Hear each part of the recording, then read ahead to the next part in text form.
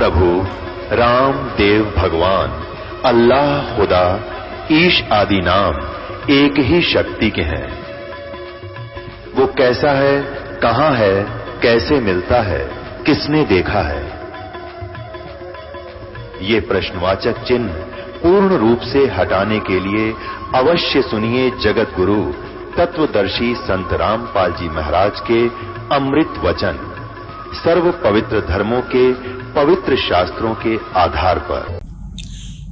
अब इसे सिद्ध हो गया कि ब्रह्म की साधना करने से भी वो परम मोक्ष नहीं होता। कौन सा मोक्ष?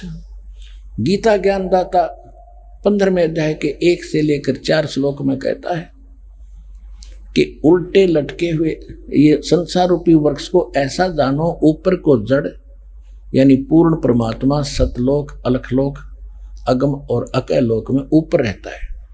वो तो है सारे ब्रह्मांडों का रचने वाला, सबका पालन करने वाला सतपुरुष कबीर साहब।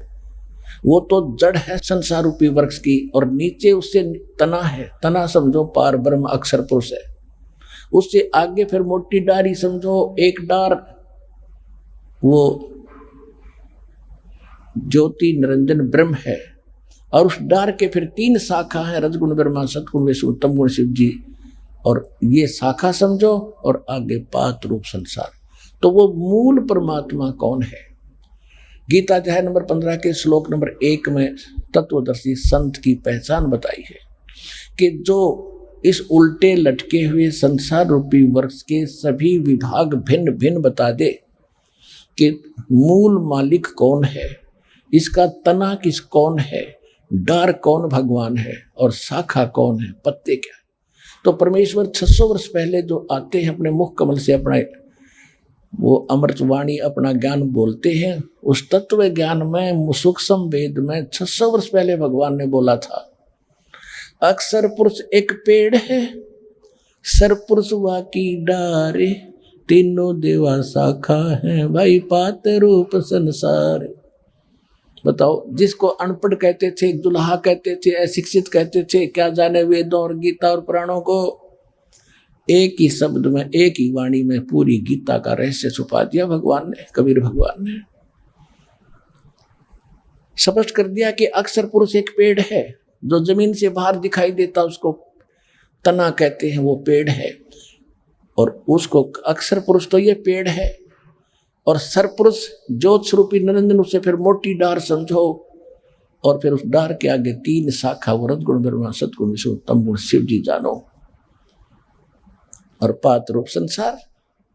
तो ये गीता अध्याय नंबर 15 के श्लोक 1 में ये भी स्पष्ट किया कि जो ये सभी पार्ट बता देगा सवेदवित, वो तत्वदर्शी संत है।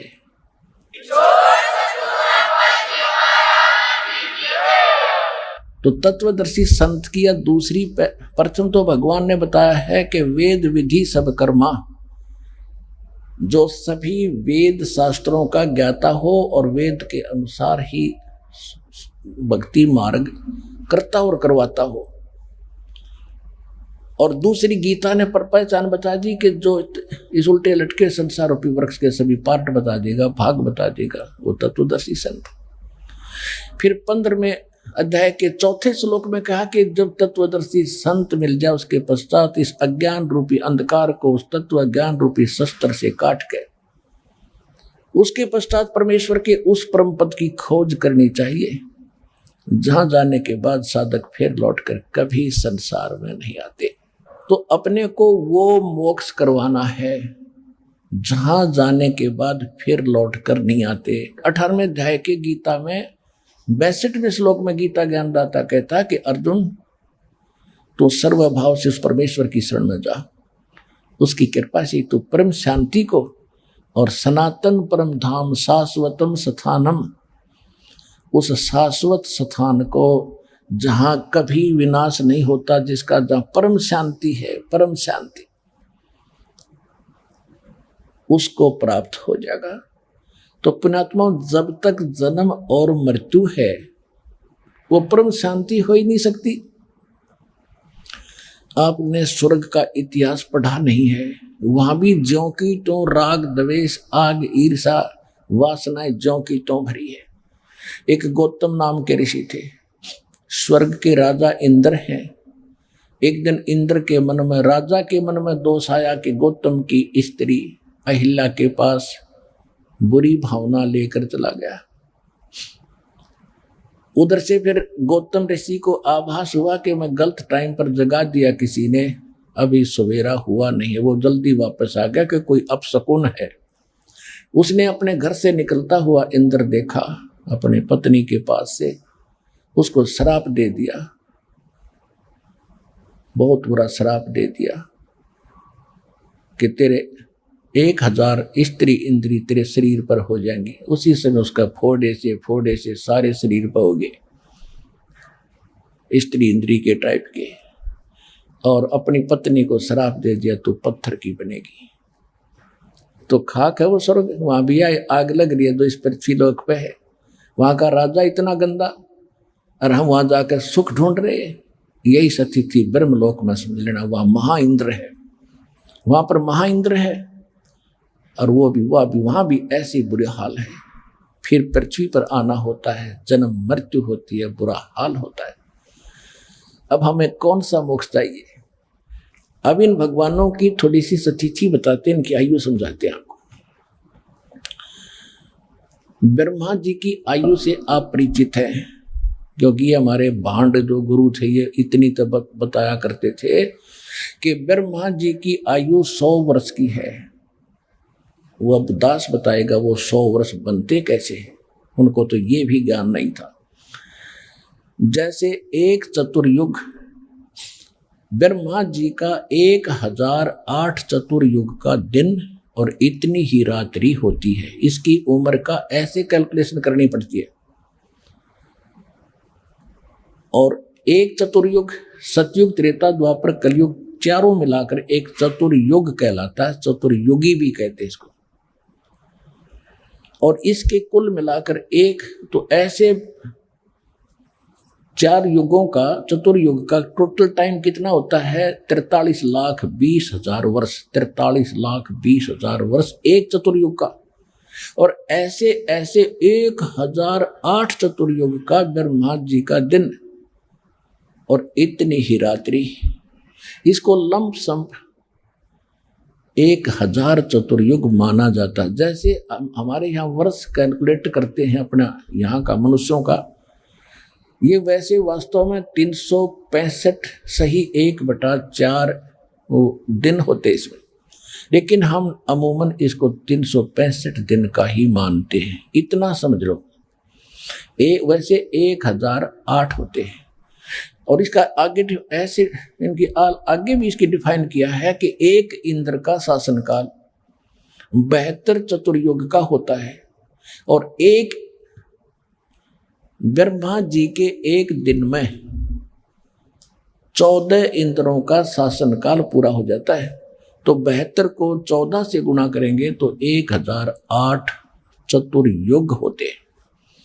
तो लमसम माना जाता है 1000 चतुर्युग का ब्रह्मा का दिन, इतनी ही रात्रि। ये दोनों मिलाकर समझो एक दिन रात बन गए ब्रह्मा के। ऐसे 30 दिन रात का महीना और 12 महीने का एक वर्ष, ऐसे बने हुए पीरियड से।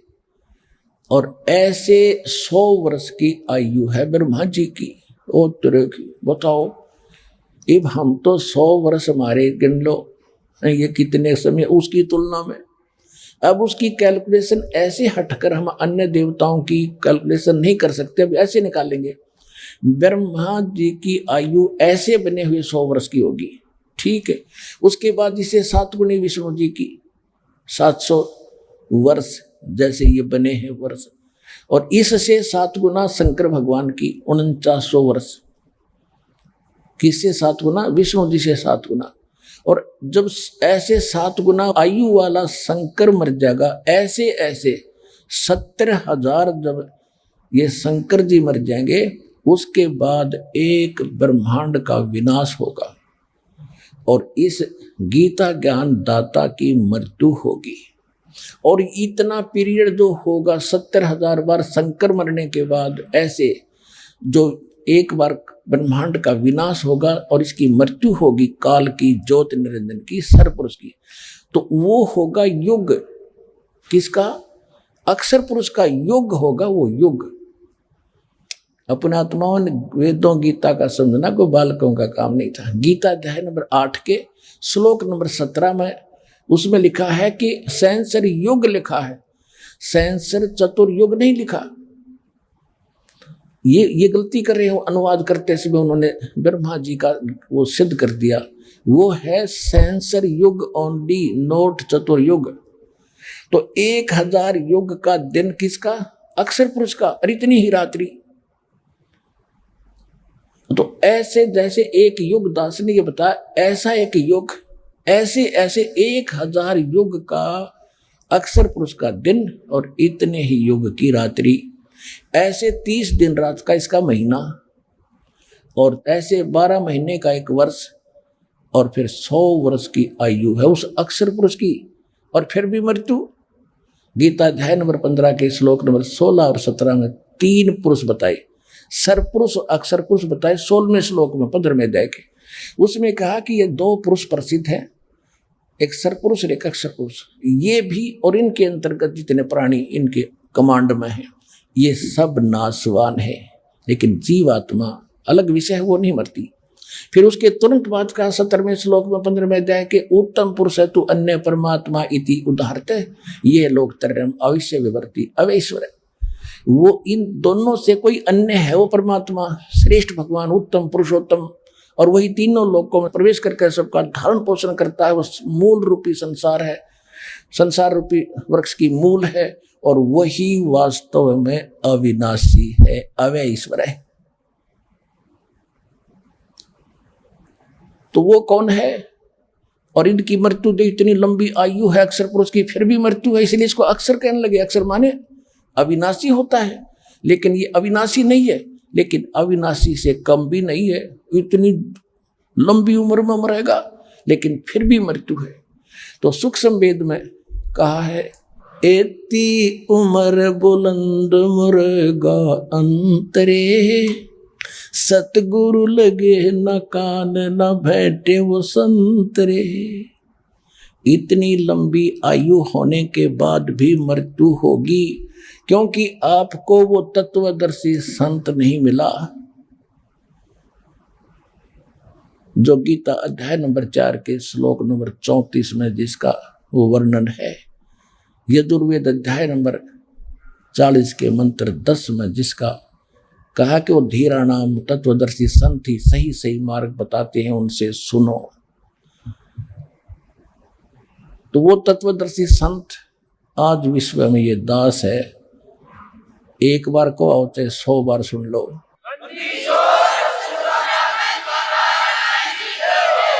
और वो कौन सा पद प्राप्त कराएगा? कोट जन्म तन भर मत होगे कुछ ना हाथ लगा रे, कुकर सुकर खरबया बोरे कौवा हंस बुगारे। मन तो चल रे सुख के सागर, जहाँ शब्द सिंदूरत ना हगर। अब सुख सागर किसे कहते हैं? शंखों लहर बेहर की उपजे कहर नहीं जा कोई, दास गरीब अचल अविनाशी सुख का सागर सोई। ओए होए पुण्यात्माओं, आप देखो यहाँ आए हो, यहाँ पर कदम रखते ही आपकी टेंशन 99% दूर हो जाती है, भगवान के दरबार में आती। और फिर यहाँ पर कैसा सुख महसूस करते हो? एक मिनी सतलोक है। आपका सारा दिन रात का पता नहीं कैसे गया। सत्संग सुनते हो, फिर खाना खाते हो, बना बनाया भोजन मिलता है, बिछे बिछाए वस्त्र मिलते हैं, सब प्रबंध रखे है। आपके भाई बहनों ने आपके लिए बाथरूम बना रखे हैं, नहाने का धोने का एक जैसी व्यवस्था है। तो यहाँ आपको क्या दिक्कत है? समय का पता नहीं चलता, 5 दिन 4 दिन कैसे गए। ये सतलोक में ऐसा ही है। ये तो एक कंजक्टेड सा क्षेत्र है, वो तो बहुत खुला, और वहाँ भगवान की चर्चा भी आपको ऐसे सुनाई जाती है। समय है वहाँ आपका, कहीं सत्संग चल रहा है, मालिक सुना रहे हैं, आप वहाँ भी सुन सकते हो, फिर कहीं घूम रहे हैं, यानी ऐसे समय जाता है, सारी चीज सुविधा उपलब्ध है कभी खुद चर्चा करते हैं दाता की, नीचे से गए हुए तो बहुत रोते हैं, हमने जुल्म करा है भगवान, देख कैसे नीच थे हम, कहाँ गंदे नरक में गिरे थे। सौ शुक्र मनाते हैं उनका और उनका धन्यवाद करते हैं कि तुम फंसे नहीं हमारे साथ, धन्य है तुम्हारी बुद्धि को, जो पहले वहां रह गए तो हमारे साथ इस गंदे लोक में नहीं आए। तो इस प्रकार वहां समय हमारा व्यतीत होता है। तो कभी कभी ये दास बहुत बार होता है वैसे मेरे साथ, तो जब अकेला होता हूँ और बालक की याद सताती है, अंदर से ऐसी हिलोर उठती है कि दुश्मन भी दुश्मन नजर नहीं आता, अपने से दिखते सारे। जैसे किसी से कोई कहा सुनी हो भी जाती है तो उस समय ऐसा लगता है जैसे अपना सा ही वह है, वो भी कोई किसी का पराया नहीं है। तो वो थोड़े से समय के लिए होती है, वो न्यारा आनंद होता है, फिर वो चली जाती है। तो कोशिश करने के बाद भी उस व्यक्ति के विषय में वो भावना नहीं बनती जो उस समय उस लहर के दौरान थी। तो परमात्मा कहती वहां पर शंखों लहर मेहर की उपजे, वो मेहर की लहर थी और फिर कहर हो गया, वो न्यू का न्यू, ऐसे है वैसे कैसे क्यों बोला वो, उसने ऐसे कैसे कह दिया मेरे को, ये कर दूंगा वो कर दूंगा। ये तो आग में जल रहे हैं, यहाँ पर कहर है हमारे ऊपर। शंखों लहर मेहर की उपजे, कहर नहीं जा कोई, दास गरीब अचल अविनाशी, सुख का सागर सोई। मन तू चल रे सुख के सागर, जा सब दरित से दूरत नागर। अब क्या बताते हैं, कोट जन्म तन भर मत होगे, कुछ ना हाथ लगा रे, कुकर सुकर खरबया बोरे, कौवा हंस बुगारे। कोटि जन्म तू राजा की, ना मिटी न मन की आशा, भिक्षुक होके दर दर घूमा, मिला न निर्गुण राजा। इंद्र कुबेर ईश की पदवी, ब्रह्मा वर्ण धर्म राया, विष्णुनाथ के लोक को जाके फिर भी वापस आया। असंग जन्म तन मरता होगे, जीवित क्यों न मरे रे, द्वादश धर्मद महल मठ बोरे, बहुर न देह धरे रे। दो जग भ्रष्ट सभी ते देखे, राजपाट के रसिया, तीन लोक से तरपत नाही, ये मन भोगी खसिया। सतगुरु मिले तो इच्छा मेटे, पद मिल पदे समाना, चल हंसा उस लोक पठाऊं, जो आदि अमर अस्थाना। चार मुक्ति जा चंपी करती, माया होरी दासी, दास गरीब अबे पद पर से, वो मिले राम अविनाशी। पुणात्माओं, धन्य है आपके माता पिता जिनसे जन्म हुआ, और धन्य है आपके संस्कार जो आपको यहाँ ले आए। किसी भी कारण से आप आ गए भगवान के दरबार में, आपके पुण्यों की कमी नहीं है। कमी रहेगी तो आपके विवेक की रहेगी, आपके समझ की कमी रहेगी, जो आप शीघ्र यहाँ नहीं जुड़ोगे, बहुत पछताओगे, बहुत रोओगे इस गए हुए समय को। अब आपको क्या बताया जा रहा है कि हमें कौन सा मोक्ष चाहिए। अब सभी जैसे विष्णु का पुजारी तो विष्णु की पूजा करेगा, विष्णु भी नाशवान, आप भी जन्म मृत्यु में, सबकी स्थिति आपको बता दी है। अब अविनाशी परमात्मा की भक्ति करने से लाभ होगा, और उसकी भक्ति ना करने से आपको ने कितनी कितनी क्या क्या आपदाएं झेलनी पड़ी। कोट जन्म तन भर मत होगे, कुछ ना हाथ लगा रे, कुकर कुत्ता सुकर सुअर खरगधा और कौवा हंस बुगारे। ये शरीर तूने भोगे, कुत्ते गधे सुअर की होय होय। और फिर कहते कोटि जन्म तू राजा की, ना मिटी न मन की आशा, भिक्षुक होके दर दर घूम्या, मिला न निर्गुण रासा। आप जी को बहुत बार दिखाया है, जैन धर्म के 24वें तीर्थंकर महावीर जैन की जीवनी दिखाई है, उन्हीं की लिखी हुई। वो 80 लाख बार तो देवता बना, और 60 करोड़ बार गधा, और 30 करोड़ बार कुत्ता। बता चाट ले उस देवता पद ने, जब गधा थे कब बना बतेरा पर्याप्त है, उसकी देह ही तोड़ने। बता क्या फायदा इसका। ऐसे हमारे साथ सबके साथ बीती है ऐसी, जैसे सुखदेव ऋषि अपने आप बीती कोई झलक उसको याद आ गई तो बताता कि एक बार मैं गधा बन गया, और पुजावे पर चढ़ा करता है, उतरा करता है। मैं अंधा हो गया, मुझे लठ मार कर भेज दिया, कहीं पड़ा जाकर 1 हफ्ते भूखा पैसा नाले में फंस कर मरा। तो उसके बाद सूक्ष्म वेद में गरीबदास साहिब जी कहते हैं, सुखदेव ने 84 भुगती बिना पजावे खरबो, और तेरी क्या बुनियाद पुरानी तू पेंडा पंथ पकड़वो। अपने आत्माओं, ये नींद से जागो, थोड़े से सतर्क हो जाओ। बहुत दिन हो लिए इस नरक में आपने चक्कर काटते को। क्या बताते, सुखदेव जैसे ऋषि की ये दुर्गति हुई है। सुखदेव ने 84 भुगती बिना पजावे खरबो। कितने सुखदेव जैसे ऋषि कितने अच्छे साधक थे, फिर भी गधे बन के खड़े हो गए और पजावे के ऊपर चढ़ा करता उतरा करता। बिरान मट्टी हो रही थी, कमर टूट जाती है, कौवे मांस खाते हैं। और तेरी क्या बुनियाद पुरानी तू पेंडा पंथ पकड़वो हो। तो वो पंथ पकड़, वो पैड़ा माने मार्ग, वे ऑफ वर्शिप, पूजा की पद्धति, पद वो संभाल जिससे जहां जाने के बाद फिर लौटकर संसार में नहीं आना होता। तो कहते तू आपने ऐसी साधनाएं भी की हैं, घर त्याग दिया, राज भी त्यागा आपने भगवान के लिए प्रेरणा पा करके। जंगल में जाकर बैठ गए और वहां से गांव में नगरी से भोजन मांग कर ले जाते थे। रोटियां 5, 7, 10 ले गए, 4 रोटी खा ली, बाकी कपड़े में बांध कर वृक्ष के टांग दी, वो सूखेगी। 2-3 दिन उन्हीं को भिगो भिगो कर आपने खा के भक्ति की, लेकिन शास्त्र विधि त्याग कर मनमाना आचरण किया। अपनी ये कंप्लीट भक्ति ना मिलने से ओम तक की साधना की, उससे आपको क्या मिला। कहते कोट जन्म तू राजा की, ना मिटी नमन की आशा, भिक्षुक होके दर दर घूम्या, मिला ना निर्गुण रासा। ये साधना ना मिली आपको, आप राजा भी बने, फिर कंगाल भी बने, गधे भी बने, भिखारी भी बने, और ऐसे ऐसे साधक भी आप रहे हो, जैसा दास ने भी बताया आपको। उसकी प्रतिफल में आपको क्या मिला।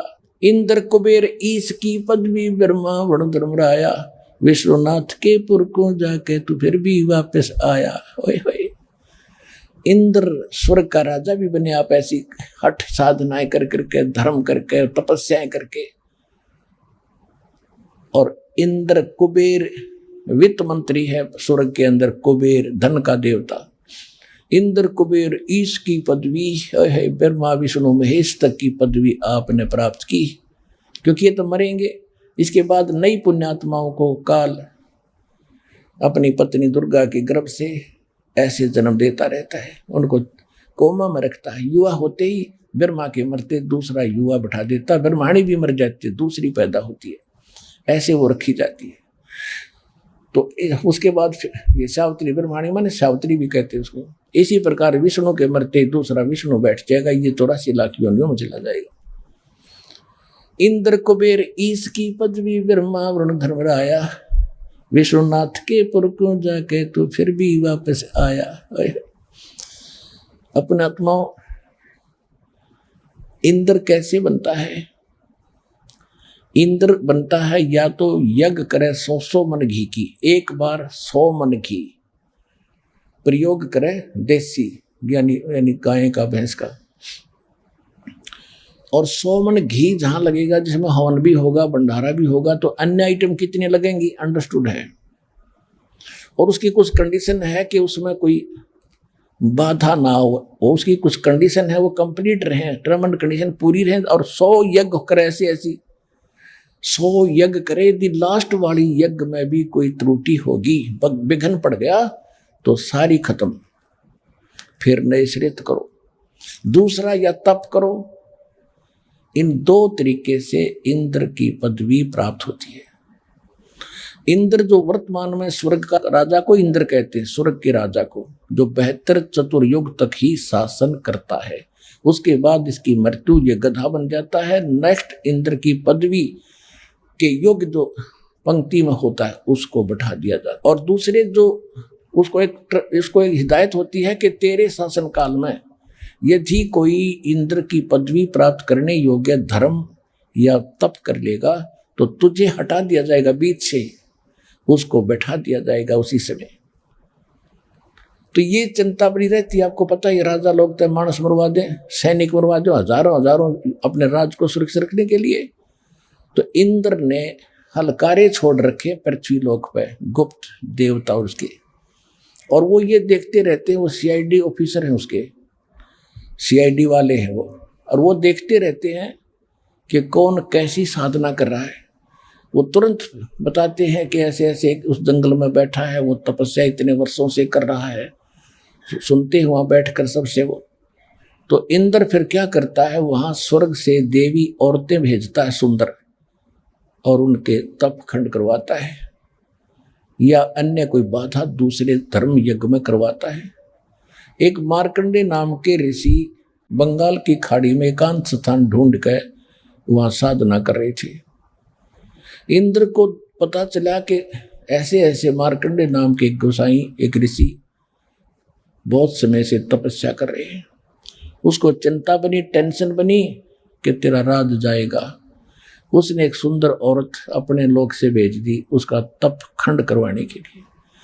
अब उसको दे दिए, सारी सिद्धि दे दी उसने। आसपास के वातावरण ऐसा बना दिया जैसे एक फाल्गुन के उत्तर होता है, बसंत ऋतु जैसा बना दिया।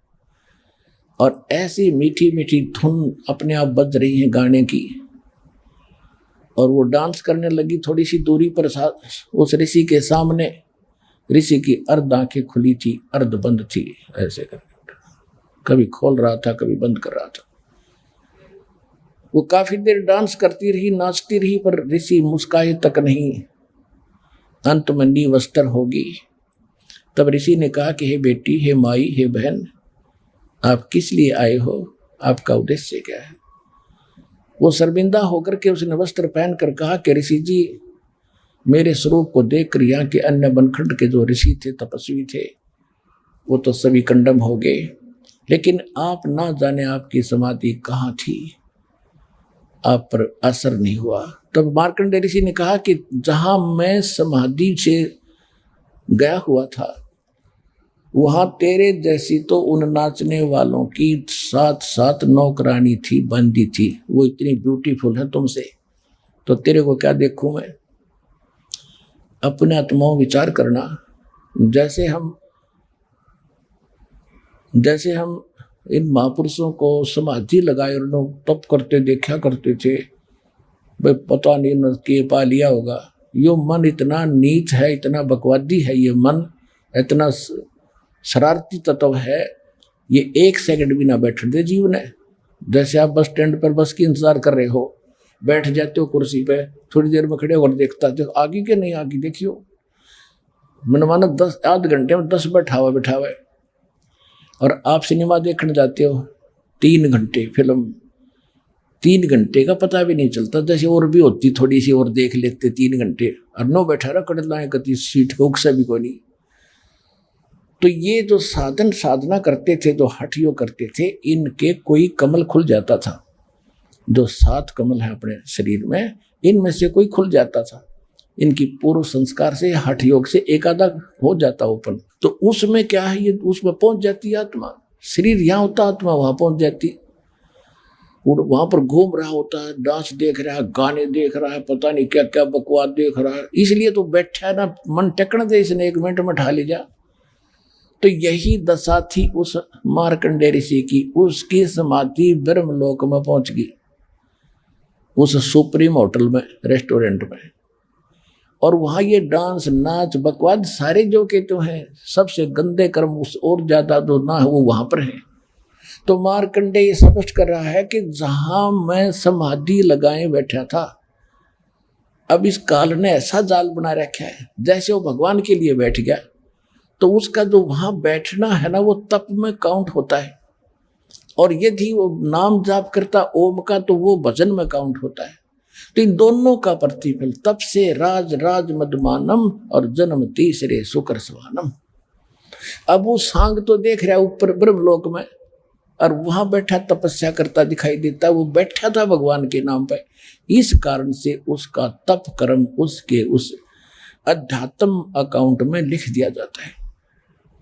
और वो देखे सांग स्वर्ग, वहां उसके ऊपर की औरतें नाचती देखे, तो वो कह रहा था कि मैं तुझे क्या देखूं, मैं जहां देख रहा था ना डांस, तेरे जैसी तो नौकरानी थी, वो इतनी सुंदर है ऊपर वाली औरतें। अपने आत्माओं सूक्ष्म वेद में कहा है, डंब करे डूंगर चढ़े अंतर जिनी झूले, जग जाने बंदगी करेंगे बोवे सूल बबूले। ओए होए होए। परमात्मा सूक्ष्म वेद में बताते हैं कि दुनिया तेनों सोचा ये भक्ति कर रहे हैं, ये तब कांटे वो रहे अपने भविष्य के अंदर, अंदर झीनी झूल, अंदर इन कज्जों की तू बकवास भरी पड़ी है। एक थोड़ी सी कथा साथ में और सुनाता हूं। एक श्रृंगी नाम के ऋषि थे, उन्होंने हठ योग किया, जैसे ये करते हैं ना, खेचरी मुद्रा लगा दो, ये विशेषकर ये हंसा देश वाले, सतपाल महाराज वाले और बाल योगेश्वर वाले ये बकवाद कराते हैं। वो तो तुम 7 जन्म नहीं प्राप्त कर सकते जो ऋषि कराया करते थे। उल्टा जीभ को ऊपर न करके और तालू पर लगाने का अभ्यास करते हैं। इससे क्या होगा, अमृत क्रिया होती है यार, लेकिन इस आपसे तो हो ही नहीं सकती वो क्रिया, उसमें कितना समय लगता है। पहले ऋषि लोग लंबी आयु होती थी, तो वो क्या करते थे ये मूर्ख, के पहले भक्ति योग्य बनते हैं, इन सब वासनाओं का नाश करते हैं, फिर भक्ति करेंगे। तो वो जब वासनाओं का नाश हो गया, फिर भक्ति की जरूरत क्या रहेगी? भक्ति ही तो इन वासनाओं का नाश करेगी, फिर तो आप भगवान बन गए। अगर ऐसे आपके जो शास्त्र विरुद्ध साधनाओं से ये वासनाएं नाश होती, तो इन सदग्रंथों की क्या आवश्यकता थी? तो उसमें क्या किया उसने, अभ्यास किया खेचरी मुद्रा का, ऐसे तालुबों पर जीभ लगा करना। उससे क्या होता है कि इस अभ्यास से जब तालु तक जीभ लगना शुरू हो जाती है और काफी समय तक लगी रहती है, ऊपर से एक हमारे यहाँ ऊपर अंदर इस तालु के ऊपर एक छोटा सा जैसे अंडा देखा हो मुर्गी का, और वो फूट जाए, उसका भी चौथा हिस्सा फूटे हुए का, ऐसा एक स्थान है हमारे अंदर इस तालु के ऊपर। और शरीर से जो हमारे एक अमृत भी बनता है अंदर, जैसे सभी आप देख रहे हो कैसी कैसे आइटम बनते हैं शरीर में, और जिससे संतान उत्पत्ति होती है पदार्थ भी बनता है, ऐसे अमृत भी बनता है। लेकिन वो अमृत शरीर में ना जाकर के सीधा नाभि पर पहुंचता है। नाभि के चारों ओर एक कुंडलनी शक्ति है, कुंडलनी एक नागिनी है, एक नाड़ी है, उसका मुंह ऐसे है सर्प की तरह, और वो उसके ऊपर आके गिरता रहता, वो सारा का सारा वो भस्म कर देती है, खत्म करती है। और श्वास के जो ये लोग क्या करते हैं, श्वास क्रिया करते हैं, उससे सूक्ष्म श्वास हो जाने से वो उसका मुंह नीचे को हो जाता है, फिर वो शरीर के अंदर प्रवेश होना शुरू होता है वो अमृत जो है। और वो क्या है, जैसे ताल्लु का जीभ लगाएंगे तो वो फिर वहां से एक वाल सा टिका है उसके ऊपर, वो वाल हट जाएगा, बिल्कुल सूक्ष्म सा है, तिल से का भी चौथे हिस्सा ऐसा वाल है। फिर उससे एक सुराख है बाल जैसा, उसमें से वो अमृत फिर हमारे नाभि के ठीक ठिकाने गिरता जाके, और नाभि से फिर सब आहार चलता है, तो उसको भूख बंद हो जाती है। अब श्रृंगी ऋषि जी ने ये क्रिया कर ली, और अयोध्या के बनी में पहले आसपास जंगल बहुत होते थे, उसमें बैठ गया जाके, और वृक्ष की तरफ मुंह करके बैठ गया समाधि लगा के। अब भगवान की खोज में शब्द घूमते हैं, जाके देखा एक साधु आया हुआ है, 1 दिन देखा, 2 दिन देखा, 10 दिन देखा, 20 दिन देखा, महीना देखा, कि ये ना कोई फ्रेश होने जाता है ना कुछ खाता है, एक बार वृक्ष के जीभ लगाता है, ऐसे चाटता है, फिर बैठा ही रहता है। चर्चा का विषय बन गया कि ऐसा महापुरुष देखा ना सुना, इधर उधर की दुनिया देखने आने लगी।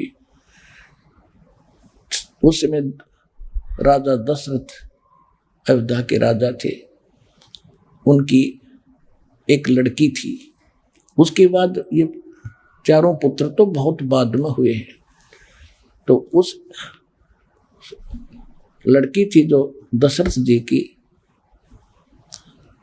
उसको भी पता चला कि एक साधु संत है, तो उसमें लड़कियों को माता पिता फ्री छोड़ते थे, साधु संतों के पास जाओ बेटा, अपना अच्छे विचार सुनो, दर्शन करो, पुण्य कमाओ। तो अपनी माताओं के साथ वो वहां गई और सहेलियों के साथ देखा दूर से।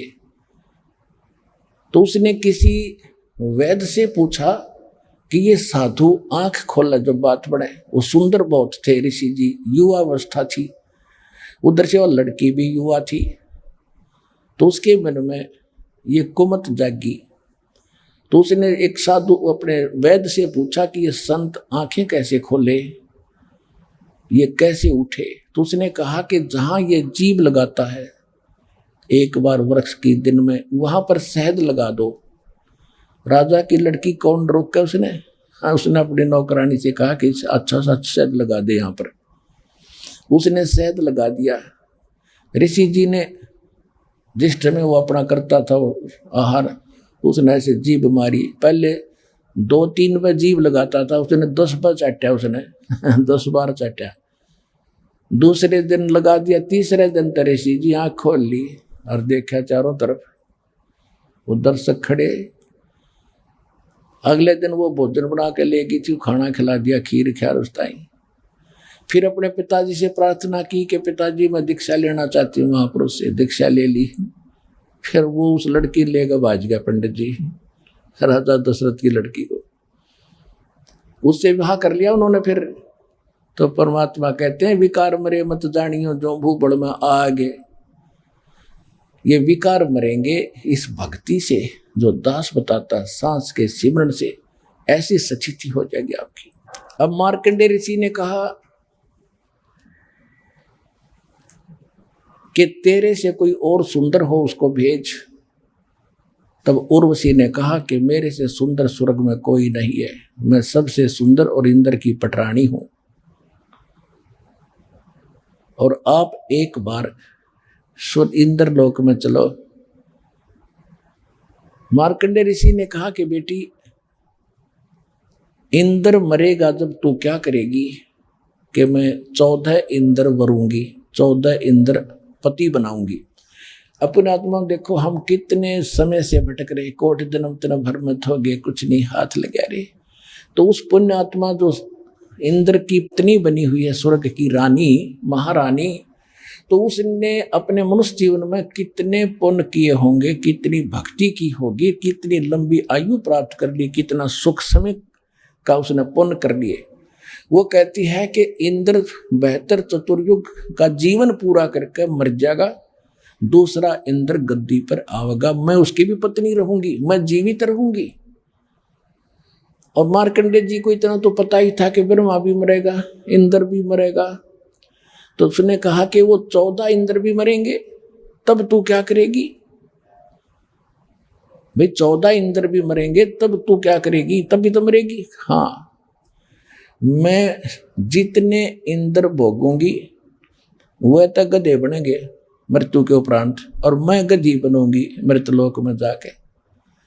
मार्कंडेय ऋषि कहने लगा कि फिर मुझे ऐसे गंदे लोक में तू क्यों ले जावे थी, जहां का राजा गधा बने, रानी गधी बने।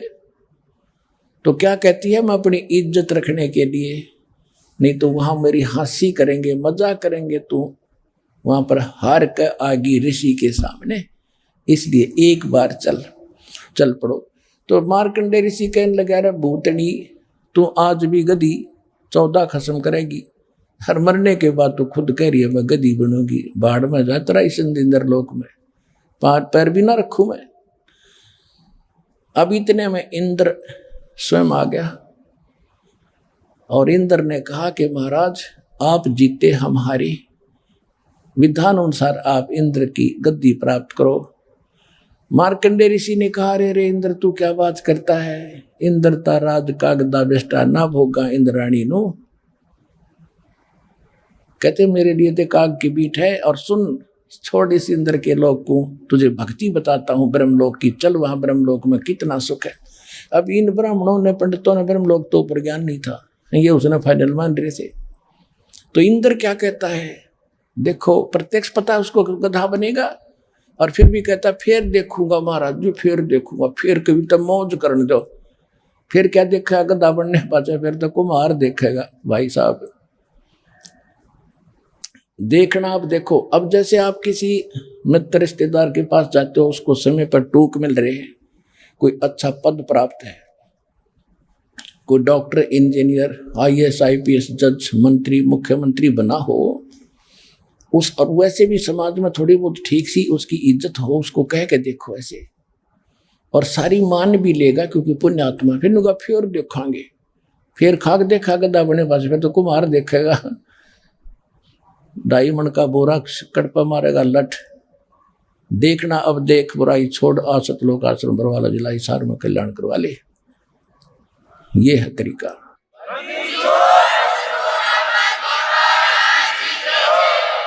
इंद्र कुबेर ईश की पदवी, ब्रह्मा वरुण धर्मराया, विष्णुनाथ के पुर को जाके फिर भी वापस आया। असंग जन्म तन मरत्या होगे, जीवित क्यों न मरे रे, 12 मध्य में अलमठ बोरे, बहुर न दे थरे रे।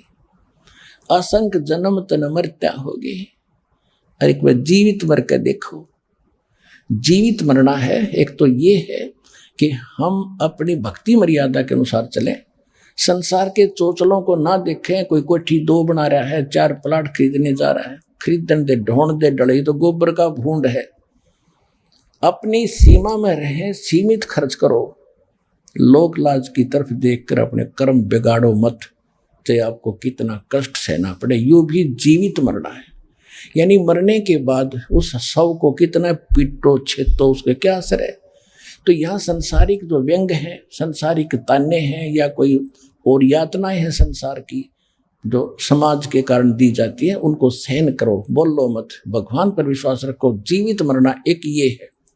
दूसरा जीवित मरना ये है कि जैसे आप यहाँ के लिए चलते हो, सतलोक के लिए, आश्रम के लिए, सत्संग के लिए, तो मन में पता नहीं क्या क्या प्रेरणा आती है, ये नुकसान हो जाएगा, वो हो जाएगा, फिर देखूंगा, फिर मैं मतलब इससे भी ज्यादा हो जाए अगली बार। तो उस समय ये सोच ले, जैसे हम किसी कामवश रात्रि में नाइट सर्विस करके जाते हैं, फिर वापस आने की सोचते हैं। ऐसे एक व्यक्ति, घना जरूरी काम था, नाइट सर्विस से जाकर वापस आने की सोच कर गया था, फिर ये काम करूंगा नहीं तो बात बिगड़ जाएगी। वह नाइट सर्विस एक्सीडेंट होगी, उससे मर गया। वह स्पीड खींच रहा था, वह भी खत्म हुई, जीवन भी परमानेंट गया, और वो काम जितना अनिवार्य था, जिसको वापस आकर रात को ही आप वापस आकर के संभालना था, वो पड़ा का पड़ा रह गया। तो जब आप यहाँ वहां से चलो और ये मन बकवाद घटे, उस समय न सोच ले मेरी मृत्यु हो जाए अब, तो फिर इसने कौन करेगा। जब तक आपकी बुद्धि यहाँ नहीं सेट होगी, आप सतलोक बस आश्रम बरवाला में नहीं आ सकते। काल ने इतनी बाधाएं बना रखी। और फिर आप देखियो, आप इसके नाम चल पड़ो। कहते मात पिता सुत स्त्री, आलस बंधु काने, संत मिलन को जब चले, ये अटकावे आने। इनका अटकाया अटके नहीं, और संत दरस को जावे, कहे कबीर सो संत है भी आवागमन न सावे। ते मात पिता सुत स्त्री, छोटे बच्चों को माँ बाप बाधा करते जिनको ये ज्ञान नहीं, और किसी भक्त के को ये लगन लगी तो उसकी पत्नी को ज्ञान नहीं, वो पत्नी बाधा बनती है। किसी की पत्नी को ज्ञान हो गया तो पति दुश्मन बन बैठ जाए, लाठी लेकर बैठ जाएगा, नहीं जाएगी, वहां नहीं जान दूंगा। फिर आलस, आलस फिर देखेंगे, एक फिर देखेंगे, गर्मी ज्यादा है, सर्दी ज्यादा है, ये बहाना और आलस। और बंधु कान, लोक लाज, ये लोग क्या कहेंगे, तीसरे दिन सत्संग में जाता है, क्या कहेंगे, पता ये क्या कर रहा है, ये तो ये क्रिया भी नहीं करता, ये भी नहीं करता, बता क्या कहेंगे। कहते नहीं, लोक लाज के कारण यो जीव गया बिगो, और जब यो कुल के कर लेगा तो 4 पाया का हो। आज तो लोक लाज के कारण नहीं क्रिया करेगा, कल न गधा बन जाएगा। ये लोग के कुल के लोग तेरे को क्या बचाव करेंगे, मूर्ख है भले पुरुष।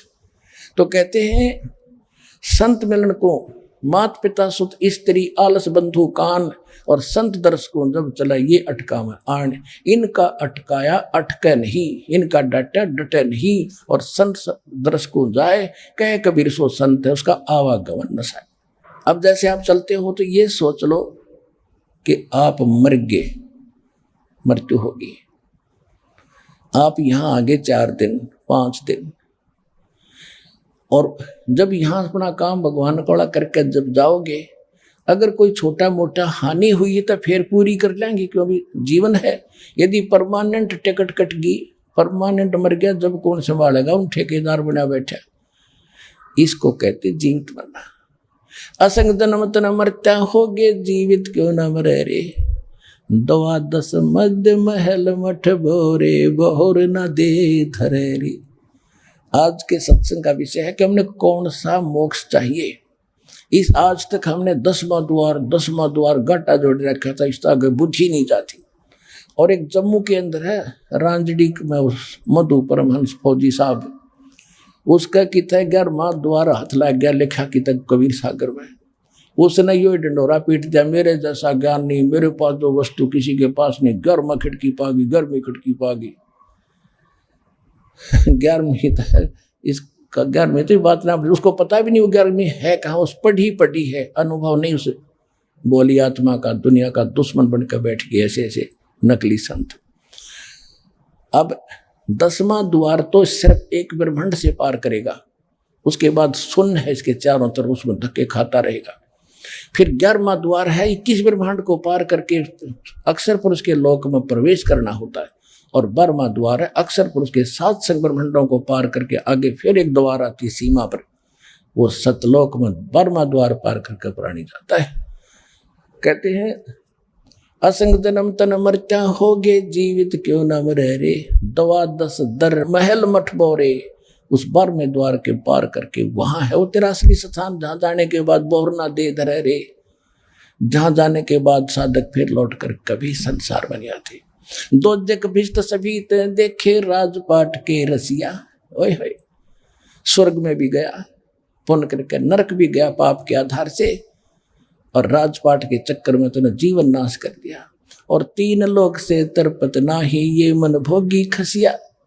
आज कोई सरपंच बन जाता है, उसकी नीति यह रहती है चेयरमैन बनो। चेयरमैन 4-5 गांवों के ऊपर होता है, सरपंचों पर। चेयरमैन बनने के बाद उसकी बुद्धि कहाँ काम करती है कि एमएलए बनो जब बात बने। एमएलए बनेगा तो सोचा मंत्री बनो तब बात बना, नहीं तो कुछ भी आनंद नहीं आया इसका। मंत्री बनने के बाद ये लगन रहती है कि मुख्यमंत्री बनूं तब पक्की चौधर हो, कंप्लीट को यानी फुल फ्लेज बनो। और मुख्यमंत्री ने सोचा प्रधानमंत्री बनो। प्रधानमंत्री बना ना बना, टिकट कटगी और फिर गधा बनेगा जबर, वो भी सोचे। अगम निगम को खोज ले, बुद्धि विवेक विचारे, उदय अस्त का राज मिले तो बिन नाम बेगारे। बेगार कति यानी बगैर इनकम की, पर्यटन को बेगार कहते हैं, तो एक पैसे की इनकम नहीं और खर्च घर से हो, और वो मूर्ख ऐसा जो काम करता वो शराब पी कर क्या करे। तो कहते हैं 2 जग भिष्ट सभी ते देखे, राजपाट के रसिया, 3 लोक से तरपत नाही, ये मन भोगी खसिया। प्रधानमंत्री बन गया, मान ले कोई प्रभुता का पात्र, ईब के करेगा। अब बता आगे कौन सा कदम रह गया तेरा? राष्ट्रपति बन जाएगा, फिर क्या बनेगा? फिर पीछे तू पशुआ की जे गद्दा बैल बनाई, ये 56 भोग कहा मन बोरे, कित कुरडी चरने जाई। ओए होए, टूटी कमर पजावे चड्डे कागा, मन मास गिलाई। तो परमात्मा कहते हैं फिर पीछे तू खरकी जेगा, कुरडी चरने जाई, टूटी कमर पजावे चड्डे तेरा कागा, मास गिलाई खाए। फिर क्या वो कहते हैं जय सतगुरु की संगत करते, सकल कर्म कट जाई, अमरपुरी पर आसन होते, जहां धूप ना छाई। हम फिर आते हैं 2 जग भिष्ट सभी ते देखे, राजपाट के रसिया, 3 लोक से तरपत नाही, ये मन भोगी खसिया। इसको 3 लोक भी दे दे तो भी संतोष नहीं इस मन पापी के। कैसे होगा? सतगुरु मिले तो इच्छा भेटे, पद मिल पदे समाना। संत मिलेगा, इन इच्छाओं को काटेगा, समाप्त करेगा। किसके लिए ढोरे हो डले, यहाँ कितने दिन तुम रहोगे, करोड़ रुपये जमा कर लिए, कल मृत्यु होगी, भगत कौन प्रयोग करेगा उसको? आप कुत्ता बन के घूम रहा होगा कोठी के चारों तरफ, एक चौकीदार की तरह। सतगुरु मिले तो इच्छा मिटे, पद मिल पदे समाना। पद मिल पदे समाना। ओए होए।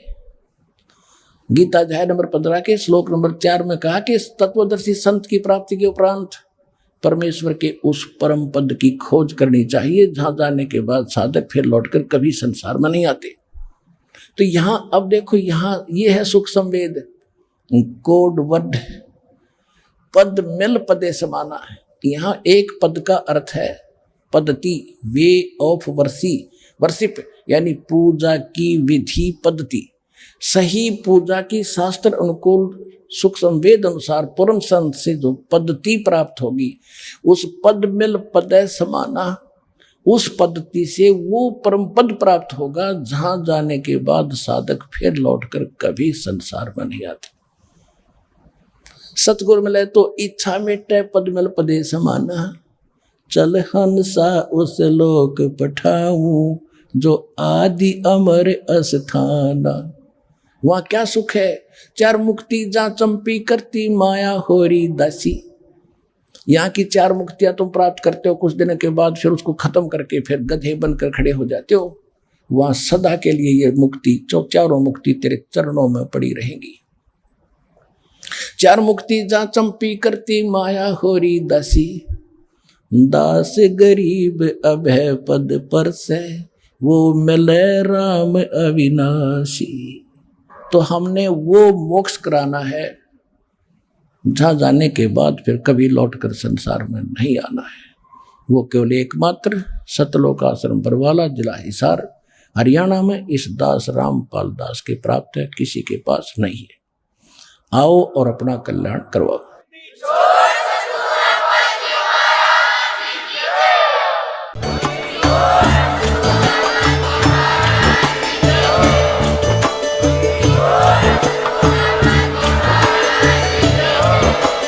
आप सुन रहे थे जगत गुरु तत्वदर्शी संत रामपाल जी महाराज जी के मंगल प्रवचन। अधिक जानकारी के लिए विजिट कीजिए हमारी वेबसाइट www.jagatgururampalji.org। संत रामपाल जी महाराज जी के शुभ आशीर्वाद से पूरे विश्व भर में 500 से भी ज्यादा नाम दीक्षा केंद्र हैं, जिन पर संत रामपाल जी महाराज जी द्वारा ऑनलाइन निःशुल्क नाम दीक्षा दी जा रही है। अपने नजदीकी नाम दीक्षा केंद्र का पता करने के लिए संपर्क करें 8222880541।